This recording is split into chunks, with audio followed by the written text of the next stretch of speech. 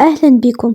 توفي قبل قليل مشجع وداد وسط الجماهير خلال المباراة التي جمعت الوداد الرياضي بنادي المغرب الفاسي بملعب البشير بالمحمدية برسم مؤجل دور 11 من البطولة الوطنية الاحترافية.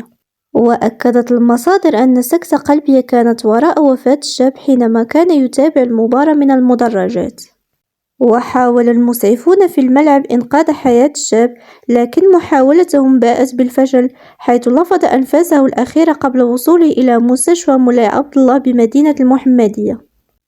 وبمجرد سماع خبر الوفاة عم الصمت مدرجات الملعب، حيث تضامنت جماهير المغرب الفاسي مع جماهير الوداد، وتمت قراءة الفاتحة ترحما على المشجع الحامل لاسم زكريا قيد حياته. إنا لله وإنا إليه راجعون.